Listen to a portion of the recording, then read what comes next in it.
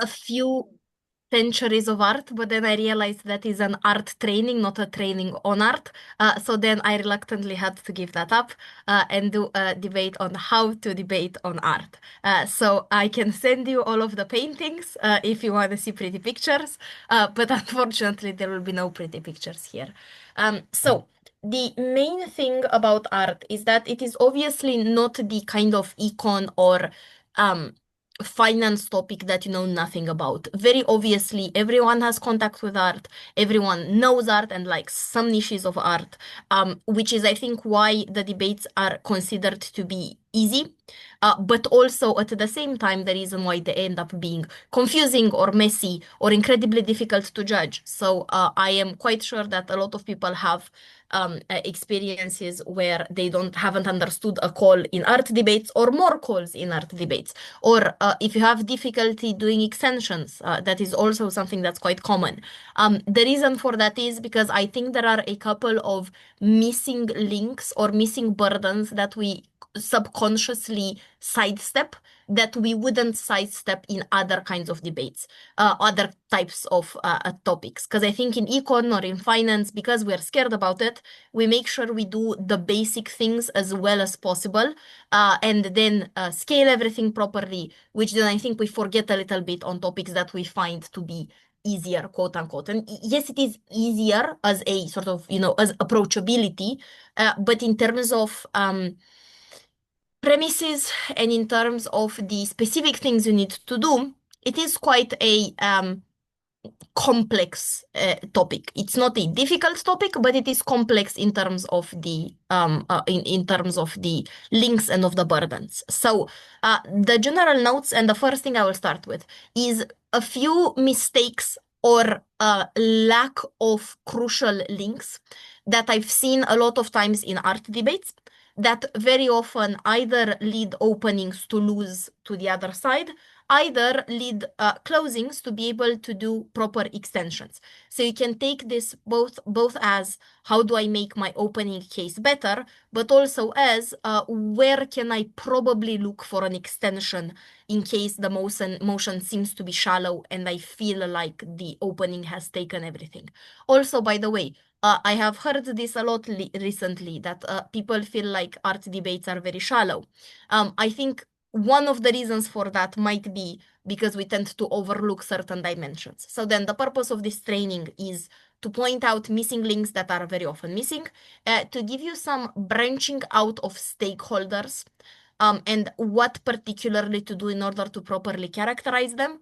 And then lastly, give you like pinpoint to the things in stakeholders and in arguments that people usually miss. I will not throw facts at you because it is very easy for you to find particular facts that you need. I do recommend you look up a little bit the amounts of money that are being used around in the art world so that you have a scale of how big this is.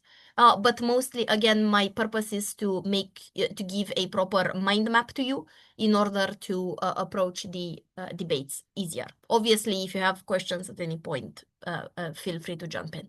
So, general notes. Impacts in art debates are so vague that at the end of most art debates, you are left with 4 somewhat proven impacts. All of them are somewhat taken down by the other team. You are unclear which of them is more important, and you're also even more unclear about which of them actually manifests more or is actually relevant in real life. So my first general note is, for the love of God, please use a lot of illustrations when you do impacts. Vague phrases such as, this makes people feel good, this shapes your identity, it means that you feel understood, are incredibly difficult to quantify, and then it is very easy for a judge either to dismiss it because they say, I don't know how much better it makes people feel than anything else, or I don't know whether it's a core part of your identity or not, or to say, I'm not sure if you properly feel understood by all art, or to be taken over by another team that proves the financial part of art, which I know is very, very frustrating when it happens. So, how do you illustrate your impact? Instead of saying, abstract art makes people feel good, you say abstract art gives you this feeling, and this feeling. Instead of saying movies that portray coming out as an LGBT person as positive, makes you feel good, you say these movies have three effects on you. They make you feel more comfortable around your familial and your friends circle. Two, they counter an anxiety that you are likely to have. And three, they show you a light at the end of the tunnel, even if your journey of coming out is far longer. So please identify specific emotions or specific things that this art creates in you or outside into the world. Instead of saying the movies you see as a child shapes your identity, say they do a couple of things.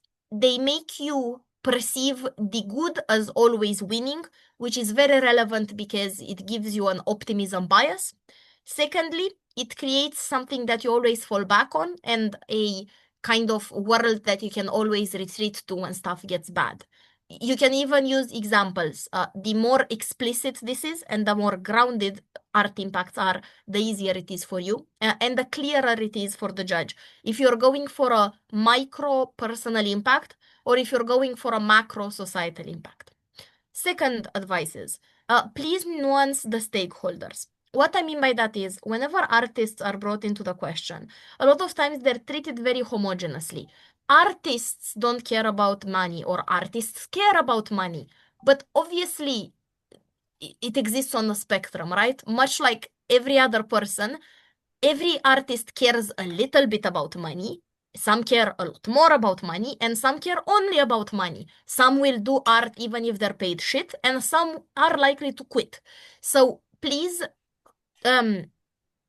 treat artists as a very branched out stakeholder because they are. The first thing, for example, is you have artists who are professionals, right? These are people who went to art school, who then went on to do exclusively art. They make their living as painters, as sculptors, as songwriters who write for movie scripts, or as violinists in orchestras.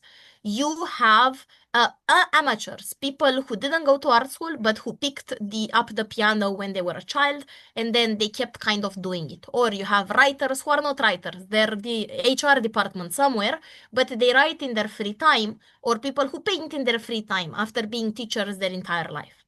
You then have people who, yes, are from disprivileged backgrounds and are trying to make it into the art world, but you also have people who are bred into incredibly art savvy and incredibly rich families who can obviously afford to become artists, even if it's not that high pay because, I don't know, they have a trust fund in their name, and who then spend their entire life going to fancy galas and to, what's the fancy word they use?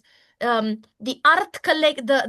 exteriorized art collectives where they talk about stuff for a lot of time. So please nuance your stakeholders when you make an argument and be very clear about what kind of artists are you talking about. We'll go a bit more in depth on that later. Thirdly, characterize the art scene. I have seen this incredibly little lately, and the next slide is about how to characterize the art scene. But obviously, your impacts will hit very differently depending on whether the art scene is dying out and where you are.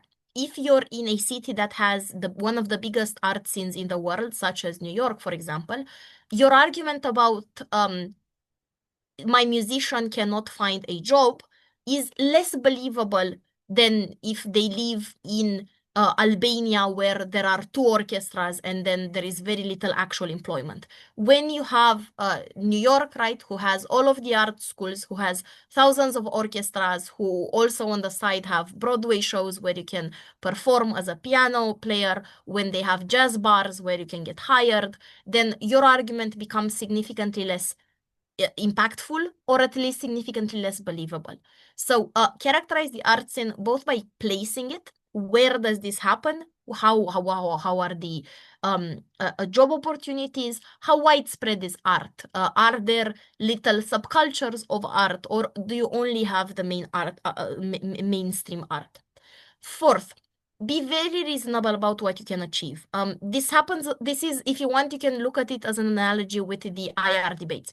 You know, when people say, my argument is that the US will negotiate better, and then their impact is we are saving the world. Art is usually something similar. You start with a very small premise, which is the artist will create better art, and then the impact ends up being society will change and people will be more accepting of immigrants, which is an incredibly big step. And a lot of times it gets discounted, rightfully so, in debates. So settle for more reasonable things. If you are saying an immigrant artist will be able to create more art, the reasonable impact you can go for is the people who read their work are likely to have to counter their subconscious biases against immigrants.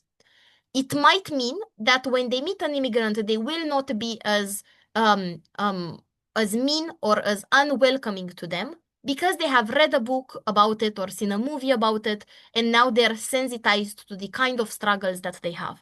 You cannot prove that the entire society will be more immigrant friendly, because you also likely can't prove that the book or the movie gets super popular, but you can prove that for the few people that read it, they will become better citizens. So always make sure you adjust your premise to the reasonable possible impact. Then, of course, you can go further into bigger impacts, societal impacts. I'm not saying you shouldn't, you absolutely should, but you need to secure the easy wins, the low-hanging fruits, and the reasonable hanging fruits, and then you can move on to trying bolder and bigger impacts in order to make sure that the judge actually credits the initial part of the impact, and then, you know, whatever happens to the latter part of the impacts happens. And the fifth thing that I've seen underanalyzed in art debates are what does art do? A lot of times it is portrayed just as it's a driver for social change, or it resonates with you and it changes something inside you. But I think there is a little more proximate thing that you can claim that art does, which is it frames possible lives. So even if a certain movie does not speak to me, it is not an experience that I find myself, it doesn't become my favorite thing in the world, it will still be a little frame of somebody's way of life that I understand better. And then if you accumulate hundreds of movies across years for a person, then it creates a lot of frames of a lot of possible alternate realities that other people have. This has a lot of impact. It can make you more empathetic, right? Because you can understand and you've witnessed little, you know, little bits of other people's lives. It can mean that you can see yourself in more lives, right? You can imagine more versions of yourself because you've seen different characters that you may be identified with a little bit, living different realities than you. Thirdly, if you come from a place where you don't have contact with a lot of realities and where everything is a bit homogenous, it just creates the acknowledgement that the world is incredibly big and that there are a lot of other realities. For people, that in itself can be incredibly, incredibly valuable. For a person who grew up in rural Minnesota, knowing that there are so many other possibilities, even if they never get to access them, can be incredibly soothing.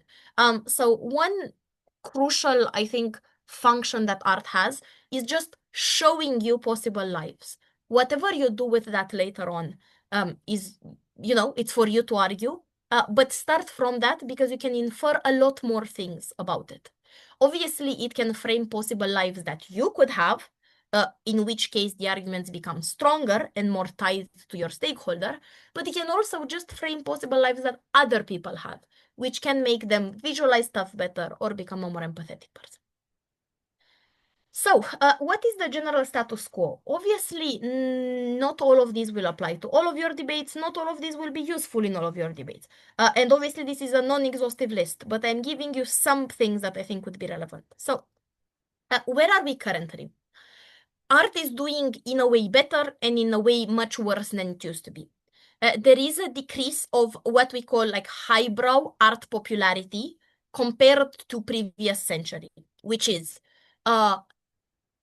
symphonic orchestra music, theater, opera, paintings, sculptures, all of these are considered highbrow, and they're mostly speaking doing worse than they previously did, right?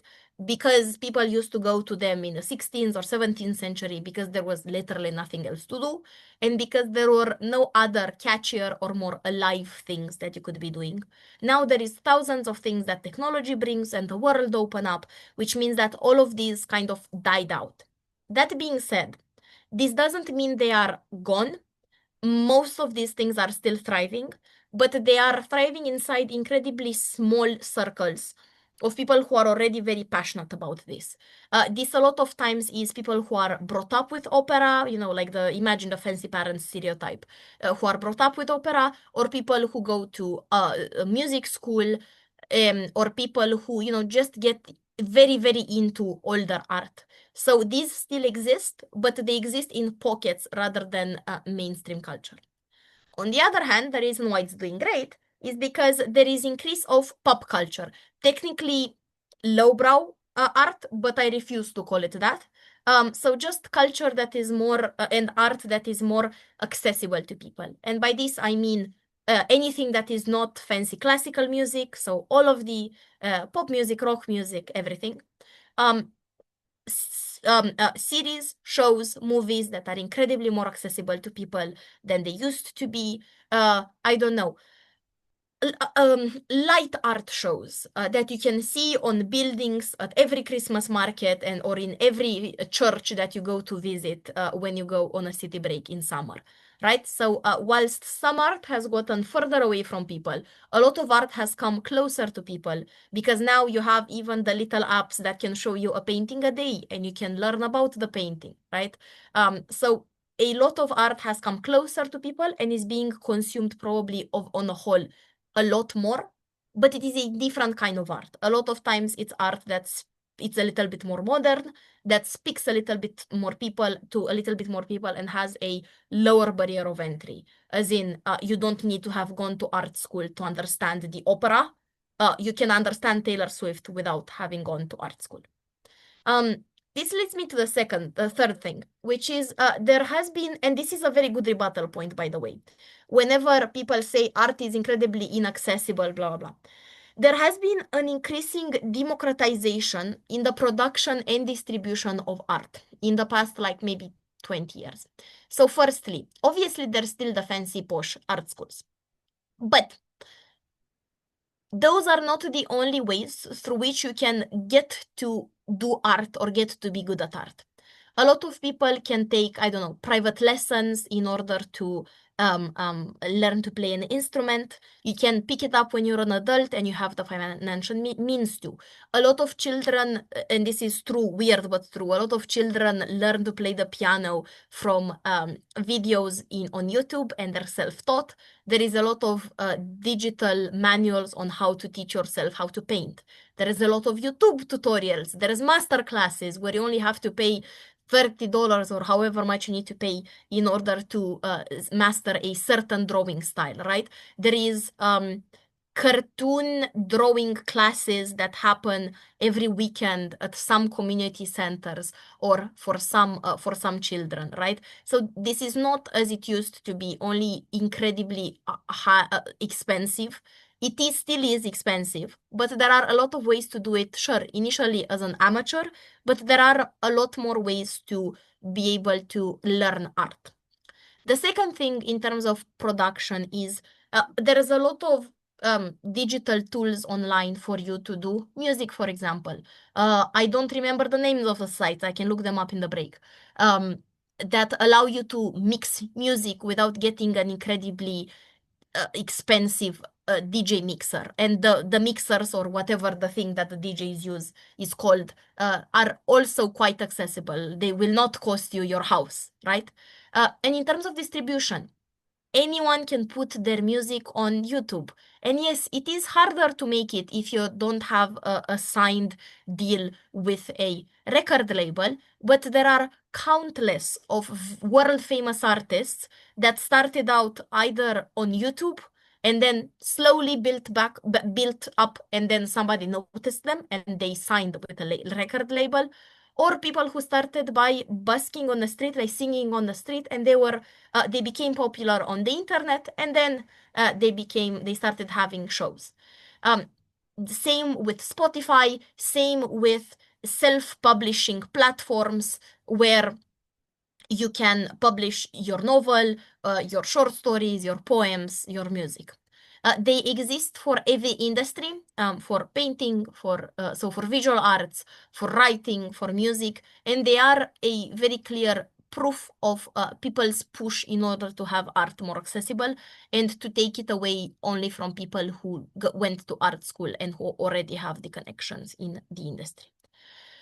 Fourthly, this is mostly applicable, I think, to visual art and to sculptures, but it's still quite relevant. When you have debates about visual art, be aware that it is a high-end commodity in rich circles. So there is a lot of people, rich people, that invest money in real estate as to have like a tangible thing that they invest in and that increases in value in time. A lot of rich people put their money into artworks, thousands, hundreds of thousands of dollars, millions of dollars, and they increase in time quite a lot, and they have huge art collections which literally they buy instead of putting their money in whatever an equity firm, right? So they are considered incredibly valuable, and there is an entire scene of curators and of galleries of rich people that buy this art. The other end of the spectrum, fortunately, is that there is also a lot of underground scenes. So in cities where you have, for example, let's say like New York, where you have like the very, very big art galleries, the MoMA museums, everything, you also have 5, 6, 10 layers of other smaller, increasingly smaller art scenes that go from theaters that are off Broadway and that have, I don't know, 100 people, 200 people, to little theaters, community theaters in neighborhoods that literally have 20 seats there, where you have amateur plays of people that play every couple of weeks, and the community comes and enjoys these. They are not meant for anyone else. Obviously, they're not as high quality. They have very low budget, but they are a lot of time experimental artworks. And a lot of times new art movements have started from very underground scenes. You can look at underground scenes, art underground scenes, as the graffiti communities, right? That's very much an underground scene. Or I don't know, bars where you have experimental jazz, metal, and people go there and have concerts, the 20 of them who are passionate about it in a city. So in order for art to exist, you don't need it to exist in a museum. There is a lot of very small and very vibrant communities, even in cities that are not known for art and that do not have funding for art, and that at the surface level maybe would not have art at all. You wouldn't think they have art at all. Another status quo point that I find horrible but relevant in debates is that more than 3/4 of museums' collections are not shown. The Tate, for example, has 20% shown, which is a lot compared to others museums who have 1% of their collections shown. So most of them, sure, are in rotation, but clearly more than half of it just ends up sitting inside museum rooms and never seeing the light of day. Moving on, let's get into stakeholder analysis. Again, I'm not gonna feed you data. I'm gonna give you relevant burdens that you very likely need in your stakeholder analysis or in your arguments. Firstly, who are artists? This I already covered when I told you to do ramified characterization. What is their socioeconomic background? What is likely to be their art training? Are they an amateur artist? Or are they a full-time artist? Are they people who know a lot from the art world? Or are they people and who go to all of the shows and all of the galleries? Or are they people who just self-publish and then don't really engage with anything else in the art world? Because your argument about artists get more money is wildly different if we are discussing an engineer who wrote a crime book on the side and self-published on, I want to say Wattpad, but I feel like that's older. Whatever, K Amazon or whatever the self-publishing Amazon is called. And an entirely different thing if we talk about a violinist who went to Juilliard and who is trying to find a place in an orchestra somewhere in Munich, right? And the need for money is quite different in sometimes weirder ways. An engineer that self-publishes doesn't necessarily require the money, whereas a starving young artist that went to art school and now is in debt but doesn't have a job and no other skills might actually benefit from the money. Or there are middle cases, right? Who are artists who do art but also teach art on the side. And by the way, in parenthesis, this is the case for quite a lot of artists. A lot of artists do a mix of both. So they create, and that's the main thing that they want to do, but they also have a day job that is somewhat connected to art, right? If you're a painter, you maybe draw illustrations for books. If you are a pianist, probably you do scores for movies in order to make a living, right? So a lot of times you have day jobs to help you stay afloat. Secondly, what's their background? And here I don't only mean educational background, have they gone to art school or not, but rather, where do they come from? Are they part of a minority? Are they somebody who discovered art later in life, or are they people who just came about art when they were adults?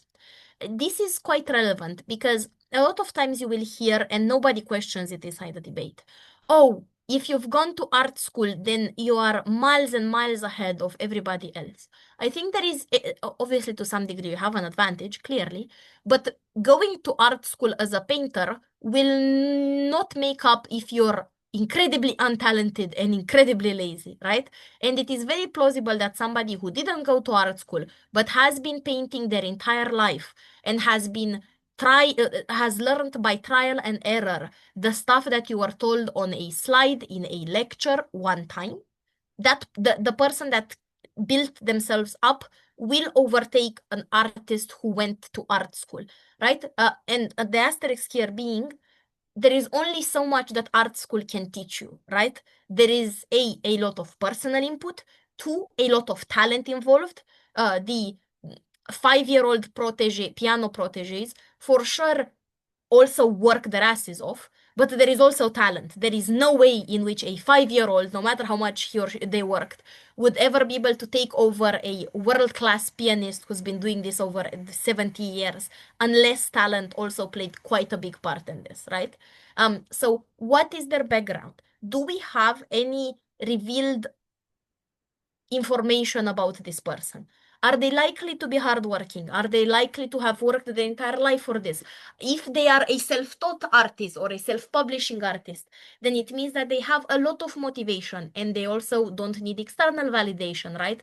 Because the path to becoming popular, if you're only an amateur, is so long and so difficult and annoying and arduous that it is unlikely that somebody with a super big sense of external validation would ever make it through, right? So if you're an amateur who ended up going to music school as an adult, then very likely you're super motivated. You're also very good at self-teaching. You're also very good at making connections. So from what you know about this artist, try to figure out what are some characteristics that you can reasonably use in the round. Thirdly, how much of this is their life? Again, the argument about art and artists need money works in one way if they only do art, in another way if they do art but teach on the side, and in the third way if they have a day job and they can self-fund because they don't rely on art being bought and being, I don't know, subsidized by the state. Then, public leaning or inner leaning art. Wait, I see something in the chat. Oh, how would I, so there is a question, how would I prove that talent is, that talent is not enough? Um, Interesting. I think by yes, I think the way in which you prove the opposite of what I just said, that talent is very important, is to say, yes, talent is super important in, wait, why is a talent the requisite for this? Okay, fair enough. Um, you can learn to play the keys at the piano. Like you can learn the technical bit. And you can learn to put the brush strokes on the canvas. And to an end, to some degree, you can get mediocre at art by just working your ass off.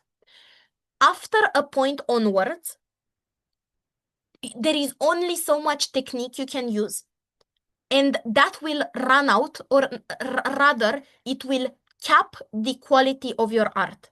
Because to get to the very good artists, the incredibly good pianists, the incredibly good painters, or the incredibly good writers, you need to have something that is very intangible and that can't really be taught. It's, I don't know, the way in which you see the art and you put the light on the canvas, the way you manage to put a little quirky addition to the song, the way in which the kind of energy that a song transmits. I don't have another way to explain this. The way in which you put words together, and your teachers can put words together at a creative writing workshop, but you can't efficientize everything and optimize everything just by training. So then, in order to get very good, you do need talent. So you will be naturally capped by this. The second thing I will flag is about talent. If you have any sort of teacher, and this applies if you go to art high school, or this applies if you are an amateur who is thinking about going to university, your teacher will gently but will flag whether or not you're talented enough. I shit you not. All of the canto singers, like the vocal singers who want to go to university on this, are told by their teachers somewhere around like 4 years before, either you can do this, you have to try, you have to work a lot, but you can do this. Either I don't think you have enough talent for this. You don't have enough perfect pitch for this. I don't think you will succeed. And a lot of people are self-selected or actively selected by their teachers who know how difficult that world is, and they will screen you for talent. And it's not a life-shattering conversation. It's kind of the same with debating. I have an entire theory, but anyway. Actually, no, I think debating can be fully taught. I don't think talent helps a lot, but that's a tangent. But with art, they will tell you this. My piano teacher told me this. You just keep on doing it, but you do it like an amateur. Then, a public leaning or inner leaning. The best way I can explain this is Taylor Swift is an artist who does public leaning songs. Her songs are aimed to be very easily understandable. Of course, they have little hidden Easter eggs and everything, but they're made to be enjoyable. They are made to have a very clear and overt message, and they are made to be enjoyed by as many people as possible. This is a public leaning artist. A public leaning painter, for example, would paint pretty pictures, would paint pictures that are aesthetically very appealing. And inner leaning artists are people who create in order to exclusively explain a feeling that they have. The sole purpose or the main purpose of that art piece is to get something off their chest, and whether or not other people understand it is a side problem to them. This looks like, I don't know if you've ever read those, but those kind of poems that you sometimes have to engage with in school, where there is layers upon layers of meaning that you have to decode, and it's incredibly annoying, and you have to do all of this mental work in order to get to one fucking symbol or to one fucking idea. These are a lot of times people who enjoy the process, the expression of the feeling, maybe the codification of the feeling beyond layers and layers and layers of meaning. There are writers who create their own language, and then clearly this doesn't make their art public leaning. It's super hard. It's a high barrier of entry. You need to be willing to put in the time to create, to learn their secret language. So they clearly do it inner leaning for themselves or for the enjoyment of the process.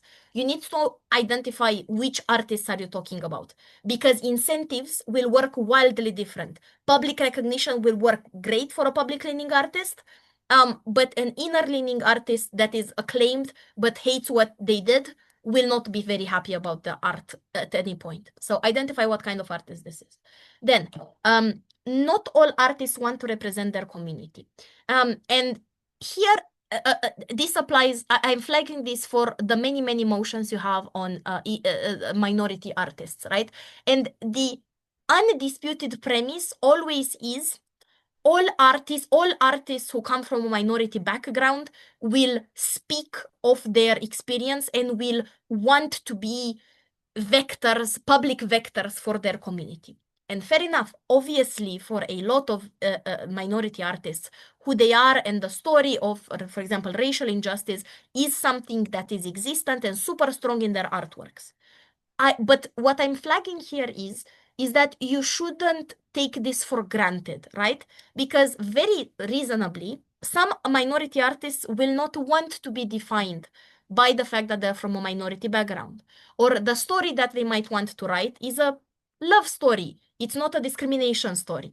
Or you might be an artist that wants to paint the sky. There will be no racial undertones in your painting about the sky.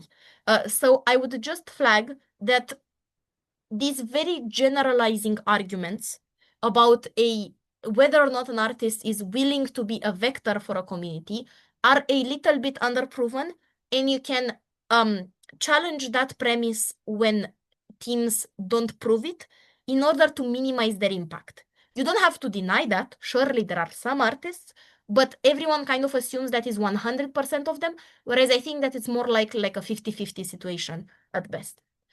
What funding sources do they have? This is kind of related to, do they have a different job?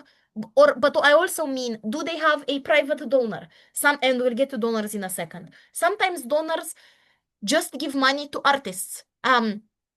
Because they like the artist, because they met them at a event or at an artwork gallery. They think they're super talented and they want to get returns later on. So they will fund this person's little, art workshop for a couple of years. Or you have government grants, and that's quite important. The EU, for example, or even some governments will fund projects on culture. They will fund artworks. They will fund writers. Obviously, there's a very, very high competition, but there will be such things. And then lastly, sorry, the one thing that I want to flag about funding sources is there are multiple funding sources. So when a team says, oh, this will piss off rich people and then all of the artists will lose their funding, that's quite general and also untrue, because there is a lot other funding sources where people can get money from. Then, what's their threshold for creating? Here, the reason why this is here is because a lot of times people say, oh, unless you get recognition or unless this artwork is perfect and displayed in a museum, you will not create. And you will have less artworks and artists will get super discouraged. The reason I'm flagging this is because here, the unproven and implied premise is that artists create in order for the art to be seen. And then for external validation, everything that comes from this. But a lot of times, and I would claim for a majority of artists, the main thing is you just want to express stuff. And this is the best way through which you can express it. You are sad, you want to sing a song about being sad. You are heartbroken, you need to write a poem in order to make sense of that heartbreak. So then, this proves that the threshold to having art is much smaller, and it's just based on the artist living and having experiences, which means that they might create in a Word document that never leaves their laptop. That's fair. But you cannot prove that just because there will be no recognition, artists will never create.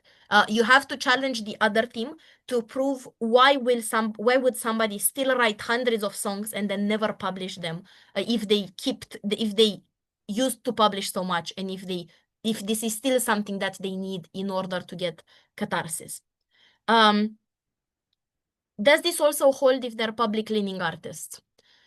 Let me think about that. I think depends what you want to prove. I think you can sway it both ways. I think you can say public leaning artists are a lot more externally focused, which is fair enough. But if you're on the other side that tries to prove that public leaning artists will also not stop if they're not displayed, you can, because you can say, yes, sure, for public leaning artists, their spectrum is a little more towards the external validation, but the initial spark of it is still, I feel something and I create something.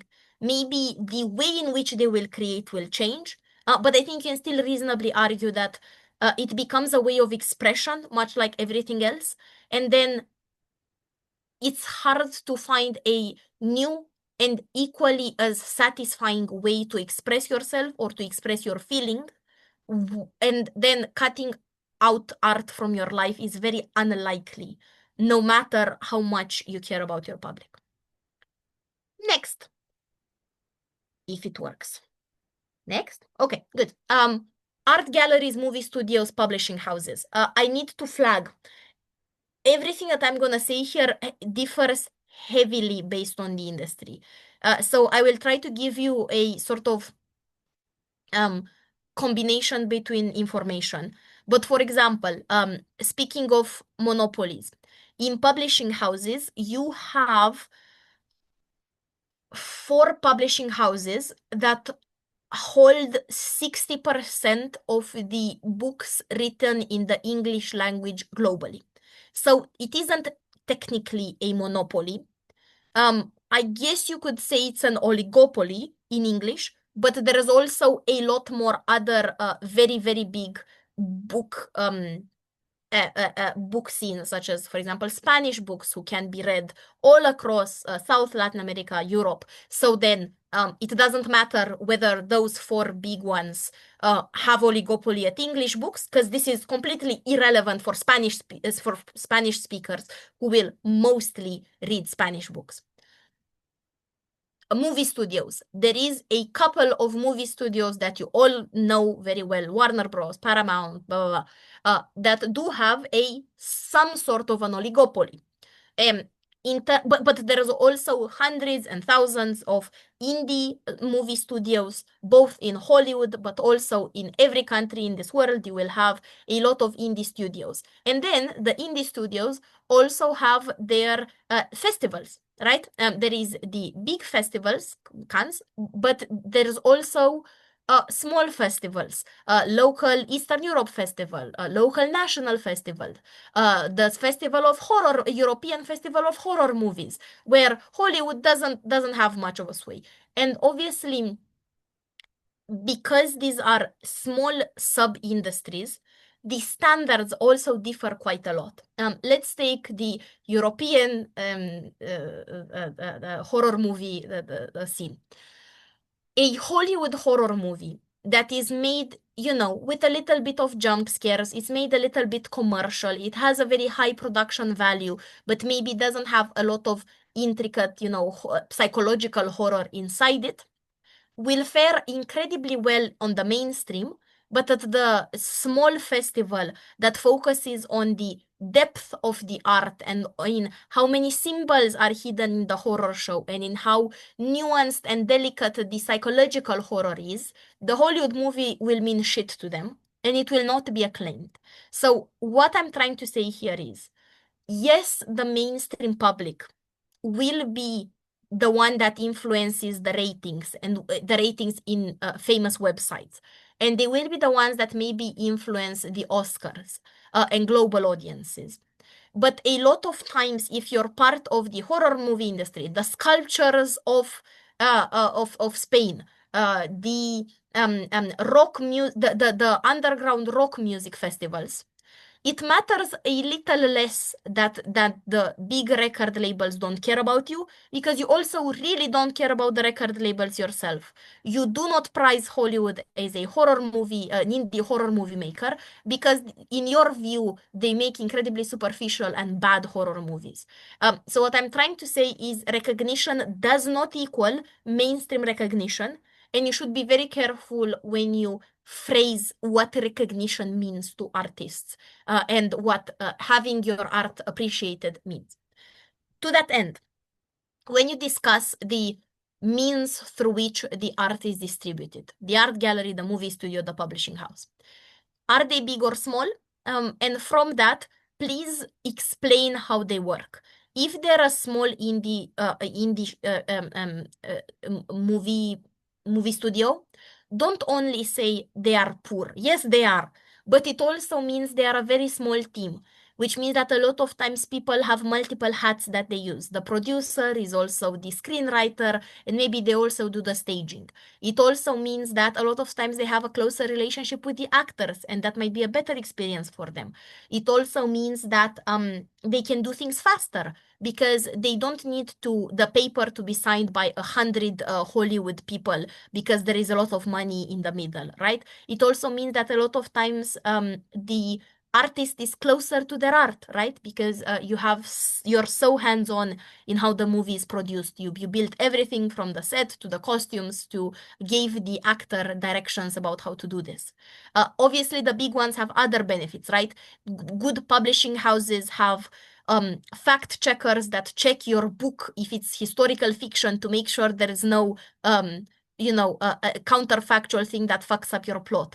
They have multiple layers of editors, which can be a good thing or a bad thing. An editor can save the ass of your book, but they can also take down a lot of stuff from your book that would not be appreciated by the readers. A big publishing house also has a massive marketing campaign. They can push your book onto the first shelf of libraries, which means that people will just pick it up by inertia, and because it has a very, very pretty cover made with very, very much money. So please explain the implication of whether a distribution medium is big or small. Secondly, are they classic or are they woke?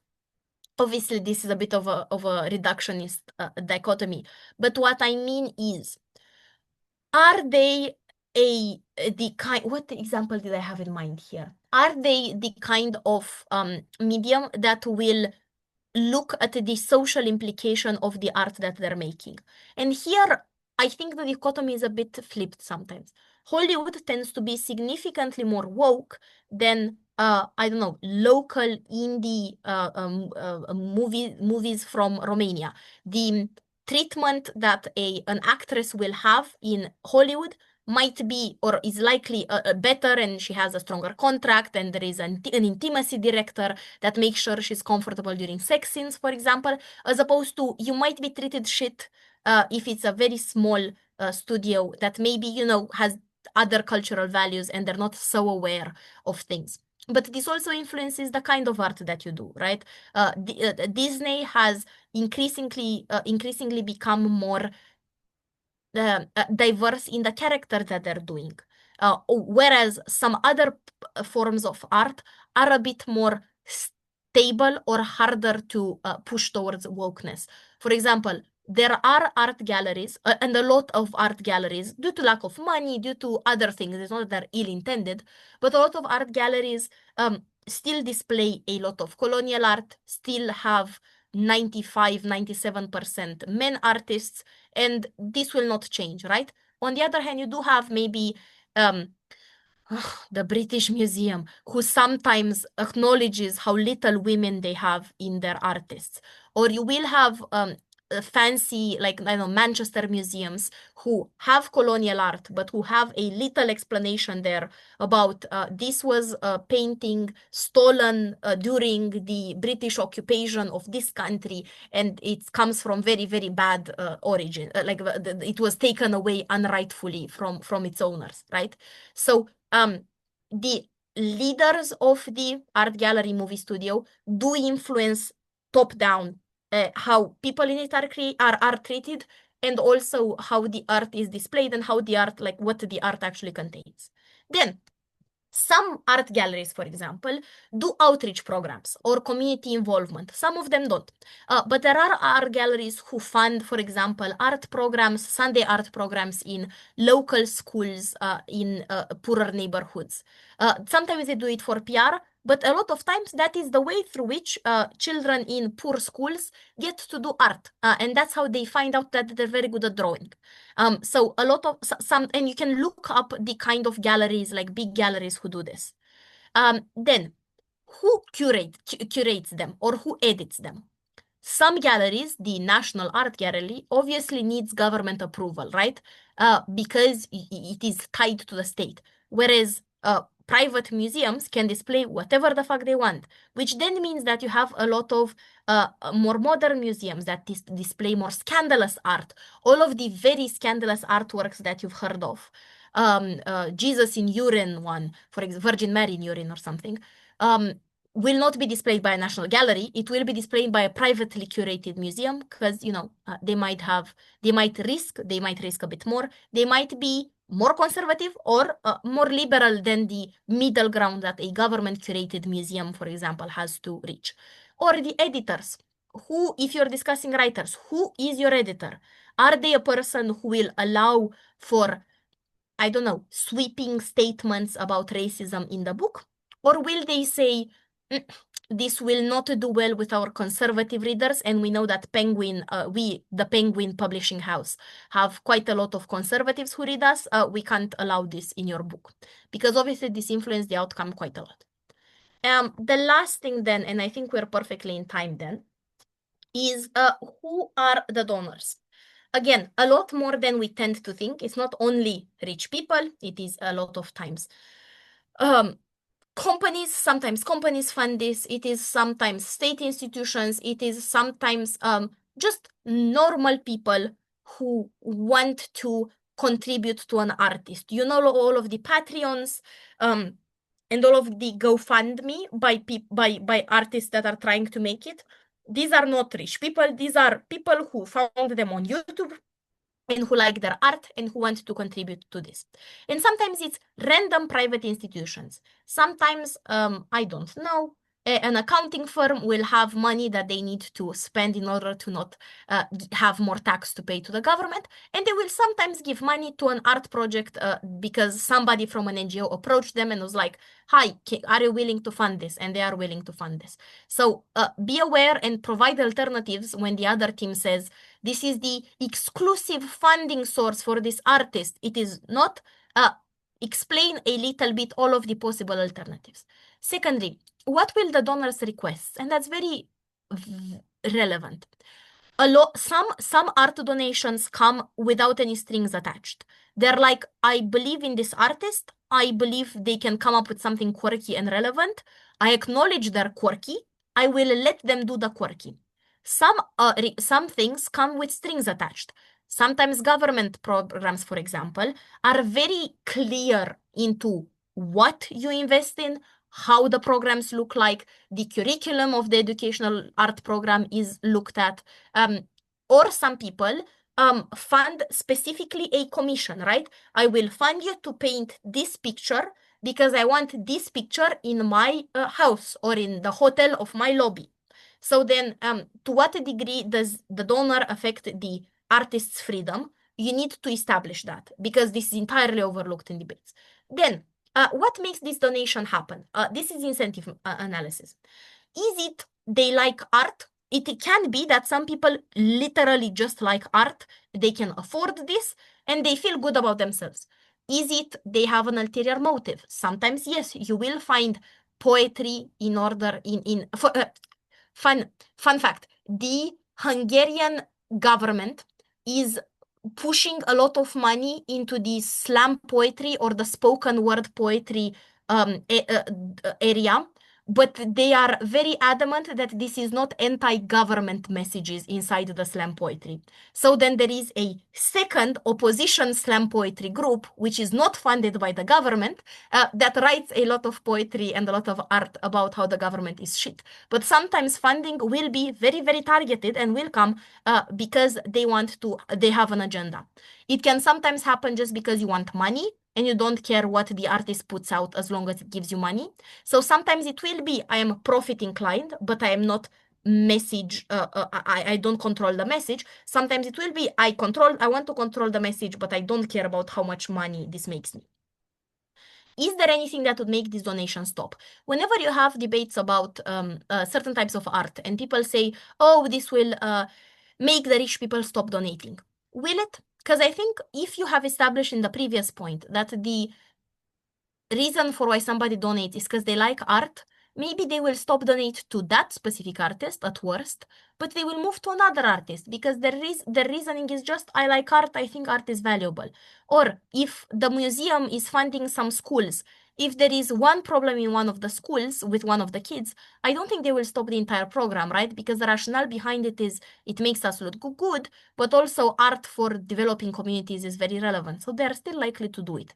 So when people jump this link from something happens to the money will stop, challenge this, because a lot of times if you identify a different incentive that is not affected by the motion, then I think you can still argue that this exists.